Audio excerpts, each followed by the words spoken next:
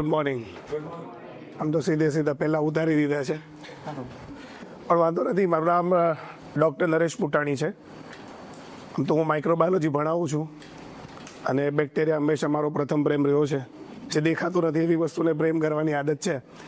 પણ આજે હું જે મારી વાત લઈને આવ્યો છું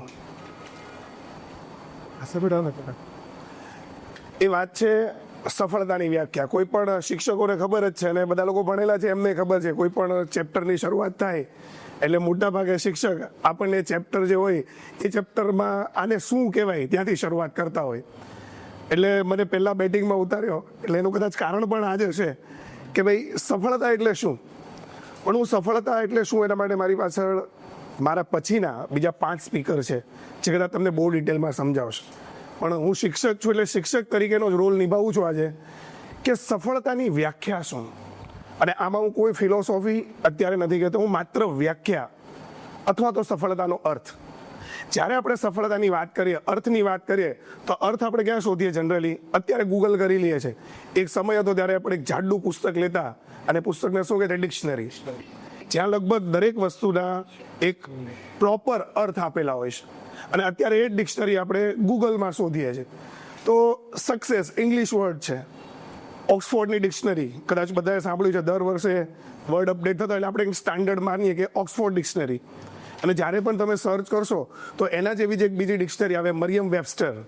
આ બે બહુ વેલ નોન ડિક્શનરી છે. અને આ બાજુ ગુજરાતીમાં હું સફળતા કહું તો ગુજરાતી લેક્ઝિકોન, કદાચ જે લોકો સર્ચ કરતા હશે એમને ખ્યાલ હશે, લેક્ઝિકોન સૌથી મોટી ડિક્શનરી છે. અને એની સાથે આપણું સૌથી જૂની ડિક્શનરી ગુજરાતીમાં જે બનેલી ભગવત ગોમંડળ. આ ચાર વ્યાખ્યાની મારે વાત કરવી હતી કે ઓક્સફોર્ડ શું કહે છે. કે ઓક્સફોર્ડને જ્યારે તમે એમ પૂછો કે ભાઈ સફળતા એટલે શું, તો એ એવું કહેશે to achieving something which you want or you want to hope for. તમને એવું કે જે તમને ગમે છે અથવા તો તમે જેની આશા રાખતા હતા એ તમને મળી જાય ને, એ સફળતા. મરિયમ વેબસ્ટર એવું કહે છે કે તમે કોઈ પણ વસ્તુને જીતી લો, to win something which you want, એને શું કહે છે? સફળતા. એટલે કદાચ આપણા મતે પણ વસ્તુ એ જ છે કે મને જે ગમતું હોય, iPhone 17 Pro મને ગમે છે અને હું ગમે તેમ કરીને મેનેજ કરી લઉં તો મને એમ થશે કે હા હું સફળ છું. આ જ વસ્તુ જ્યારે મેં ભગવત ગોમંડળમાં સર્ચ કરીને ગુજરાતી લેક્ઝિકોનમાં, બસ આ જ કે જો તમને જે સિદ્ધિની આશા રાખતા હો, તમે જે ફળની આશા રાખતા હો, એ ફળ તમને મળે તો તમે સફળ છો. ભગવત ગોમંડળે પણ આવું કીધું. સફળતા એમના માટે સ્ત્રીલિંગ છે કે જો તમને કોઈ વસ્તુને ધારેલી હોય અને એ કામ જો પૂરું થાય એમાં તમને સાફલ્ય મળે તો તમે સફળ છો. પર જ્યારે આ વસ્તુ મેં વાંચી હું ખુશ થઈ ગયો. પછી મેં મારા સફળતા વિશેના વિચારો ચાલુ કર્યા. હવે મારે તમને બધાને આ વિચાર મૂકો જે મને ત્યારે આવ્યો હતો. તે 2 વ્યક્તિ છે, બંને આજે સવારે ટાર્ગેટ લીધું છે કે આજ સાંજ સુધીમાં મારે 5,000 રૂપિયા કમાવા છે. બંને ઘરેથી પોતપોતાની રીતે નીકળી જાય છે. વ્યક્તિ એ છે ને વ્યક્તિ બી છે. એ વ્યક્તિ જે છે એ સાંજે, મેં કેટલા કીધા? 5 કીધા ને? હા, સોરી. તો 5ની જગ્યા પર 3,000 જ કમાઈને લાવે છે.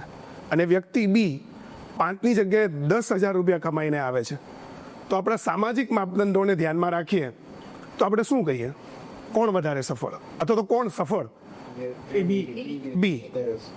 પણ હવે હું તમને એમ કહું કે એ વ્યક્તિ છે એને કાળી મજૂરી કરીને 3,000 રૂપિયા કમાયા છે અને બી વ્યક્તિએ ખિસ્સું કાપીને 10,000 કમાયા છે, તો આપણી સફળતાની ડેફિનેશન ડગમગી ગઈ. જ્યારે કોઈ વસ્તુ ડગમગવા લાગે વિજ્ઞાનની ભાષામાં, ત્યારે એના માટે બીજું ડાયમેન્શન વિચારવું પડે. અને એ ડાયમેન્શન મેં વિચાર્યું કે જ્યારે તમે તમારી સફળતાની ડેફિનેશનની આગળ જો મોરલ વેલ્યુઝ અથવા તો તમારી કોર વેલ્યુઝ મૂકો ત્યારે તમે સફળતાને ડિફાઇન કરીશું. હવે તમારી કોર વેલ્યુઝ, જો તમે એથિકલ છો, કોર વેલ્યુઝ આખો ડિબેટેબલ પર્સપેક્ટિવ છે. ઓશોના એના પર તમને 100 લેક્ચર મળશે, જે કૃષ્ણામૂર્તિના 200 લેક્ચર મળશે. કોર વેલ્યુઝ બધાની અલગ અલગ હોઈ શકે. મારા માટે એવું છે કે ભાઈ નહીં, નીતિમત્તાથી કમાયો હોય એ જ ધન. બીજાને એવું થાય તો ચાલે, હું મારી સ્કિલથી કમાયો છું. તો કોર વેલ્યુઝ માટે ડિબેટેબલ હોઈ શકે. પણ હું જ્યાં સુધી માનું છું, જે આપણી અંદર કહેવામાં આવે છે નૈતિક મૂલ્ય અથવા કોર વેલ્યુઝ તો તમે ફોલો કરો તો મારા હિસાબે એ સફળતા છે. આવી જ રીતના ક્યારે કોઈ આતંકવાદી ત્યાંથી ગન લઈને નીકળે છે અહીંયા 100 માણસને મારે છે તો એના માટે સફળતા છે કે નહીં? તો એના માટે સફળતા છે, પણ કોર વેલ્યુઝ માટે સફળતા નથી. એક ચોર ચોરી કરીને પૈસા કમાય છે તો એ સફળતા નથી. તો એના માટે એક બીજું ડાયમેન્શન મેં જે વિચાર્યું તે આ છે. તો જ્યારે આવી રીડિફાઇનિંગની જરૂર પડે, જ્યારે એક વસ્તુને બીજી વસ્તુથી આપણે સમજાવવી પડે કે આ વસ્તુ છે, તો આ તો મેં તમને જે વાત કરી એક ઘટનાની વાત કરી, પણ આજે આપણે અહીંયા જે ભેગા થયા છે એક ઘટનાની સફળતાને લઈને નથી ભેગા થયા. કેમ કે ઘટનાઓમાં તો આપણને રોજ જય પરાજય સફળ આ બધું થતા જ હોય છે. મારે જીવનની વાત કરી છે, આપણા જીવનના સફળતા. તો હું એવું માનું છું કે જીવન પણ એક બહુ મોટી ઘટના છે. એટલે જો જીવનની વ્યાખ્યા આપી હોય ને આ સંદર્ભમાં તો એવું કહી શકાય કે ઘટનાઓની વણથંભી વણઝાર એટલે જીવન. એટલે જો દરેક ઘટનાને તમે આ નૈતિક મૂલ્યોમાં મૂકતા જશો તો મારું એવું માનવું છે કે તમે સફળતાની સાચી વ્યાખ્યા મેળવી શકશો. હજી થોડું વધારે આપણે આગળની અંદર વિચાર કરીએ તો સફળતા કઈ વસ્તુમાં જોઈએ છે મને? તો જનરલી જ્યારે આપણે સામાજિક માપદંડોની વાત કરતા હોઈએ તો સફળતાના એક્સટર્નલ માર્કર્સ આપણા સમાજો પાસે છે. એક્સટર્નલ માર્કર્સમાં જે બધાને ખબર છે, જે કડવી વાસ્તવિકતા પણ આપણે સમજીએ, સૌથી એક્સટર્નલ માર્કર જે આપણા સમાજે ફિક્સ કર્યો છે એ છે પૈસા. તમે કેટલા પૈસા કમાયો એનાથી તમને સફળ માનવામાં આવે છે. બધા મારી સાથે કદાચ આ વાતમાં એગ્રી હશે, બરોબર? આ બહુ ઓછા લોકો એવા હશે જે પૈસામાં પણ પછી પાછું ફિલ્ટર મૂકે, અને આપણે બધા મૂકીએ છીએ. જ્યારે બહુ પૈસાવાળાને દાન કરતા જોઈએ છે ને ત્યારે આપણે આગળ ફિલ્ટર મૂકીએ છીએ, ભાઈ એમને નથી આપતા, એને તો આમ પૈસા ભેગા કર્યા છે, એ આપણે મૂકીએ છીએ. પણ જ્યારે આપણે કમાવા બેસીએ છીએ ને ત્યારે પણ મારું એવું માનવું છે કે આપણે આ ફિલ્ટર મૂકવું જોઈએ. તો આ બધા જે હતા એ બાહ્ય માર્કરો છે, પણ આ માર્કરોથી આ એકને પૈસાની વાત, બીજું છે પાવર, ફેમ, આ બધા સફળતાના બાહ્ય માપદંડો થઈ ગયા. પણ તો પછી સફળતા કયા સેન્સમાં હોવી જોઈએ? હું કોને સફળતા ગણું?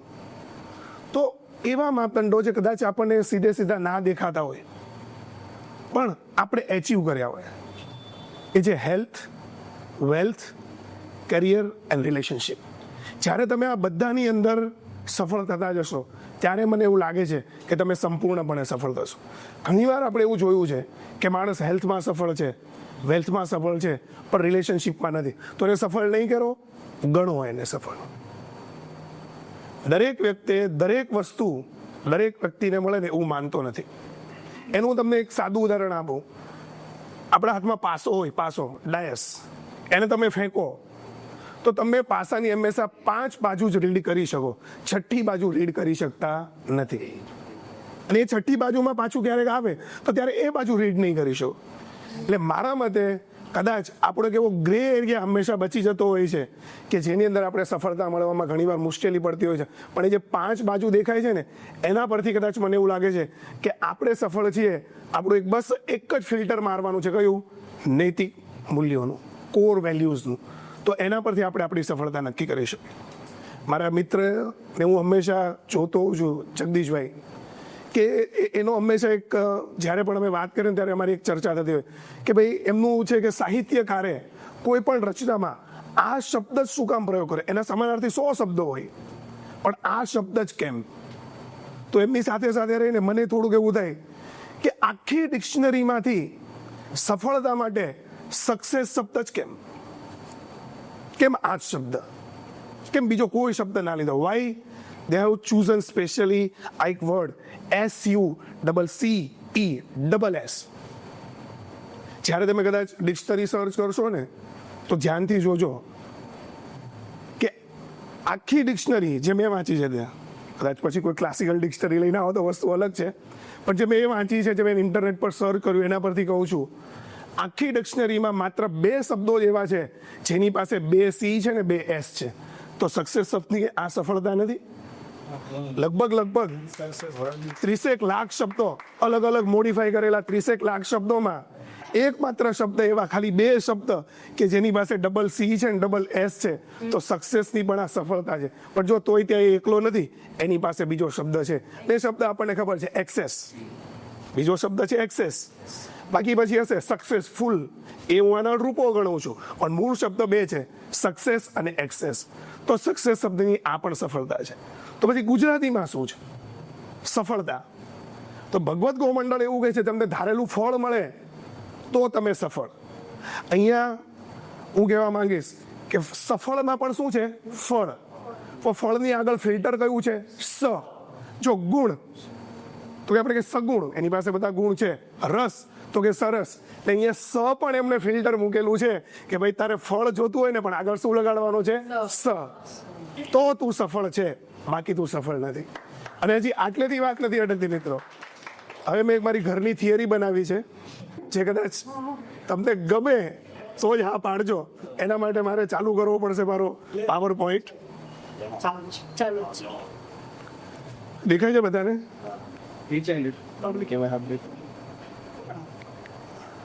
તો વર્ડ બધાને ખબર છે, સક્સેસ, બરોબર ને? SUCCESS. હવે અહીંયા મારે જે ફોકસ કરાવવું છે તમને એ છે CC અને SS. આવ્યો? બધાને ખ્યાલ આવી ગયો શું કહેવા માંગુ છું, બરોબર? હવે હું એક એક્સરસાઇઝ કરાવું છું આ વર્ડ પાસે કે બધાને હું ટિલ્ટ કરાવું છું. જો S ટિલ્ટ થઈ ગયો, U સેમ વે, C, આ બીજો C, આ એને પણ ટીલ કરાવ્યો, આ બીજા એસને પણ ટીલ કરાવ્યો, બધાને ટીલ કરાવ્યો. હવે આના પછીની મારી એક્સરસાઇઝ છે C અને S ને હું એની મિરર ઇમેજમાં ટ્રાન્સફર કરું છું. ખ્યાલ છે? સમજી ગયા ને મેં શું કર્યું તે? C ની મિરર ઇમેજ એટલે એની સામેની વાળીને પાછળના S ની પણ મિરર ઇમેજ. પણ જ્યારે હવે હું આ સિદ્ધાંત પર કામ કરતો હતો ત્યારે જુઓ 0 ઇન્ફિનિટી. હવે આ વસ્તુ શું છે? સક્સેસ પણ સફળ છે. કેમ તમને ખબર છે? એને આર્યભટ્ટની ભાષામાં કહું તો આંકડો નાનામાં નાનો કયો છે આપણી પાસે? 0. -1 કોઈ કહેશે નહીં, 0 થી તો -1, પણ -1 માટે શું હોવું જોઈએ? 1 તમારી પાસે હોવો જોઈએ. -0 નથી. It is the only number કે જેની પાસે માઇનસ પ્લસ કંઈ જ નથી. તમે +0 ના કહી શકો, -0 ના કહી શકો. બાકીના દરેક આંકડાને પ્લસ ઓર માઇનસ લખવું પડે. આ એકમાત્ર એવો નંબર છે. અને સૌથી મોટો આંકડો કદાચ આપણે માપી ના શકીએ તો એ શું છે? ઇન્ફિનિટી. એટલે કે જ્યારે 0 થી ઇન્ફિનિટી બાજુની તમારી શરૂઆત થશે ને ત્યારે તમે સફળ છો. આપણી પાસે હેલ્થ, વેલ્થ, કેરિયર, રિલેશનશિપ, એમાં જે બાજુના ડાયમેન્શન છે અને ત્યાંથી તમે ઇન્ફિનિટી બાજુ જશો તો એ તમારી પાસે છે સફળતા. પણ વચ્ચે હજી મેં જો ઈ એમને પડ્યો છે, તમને ઈ નડે છે અને ઈ ના 3 પાંખડા છે.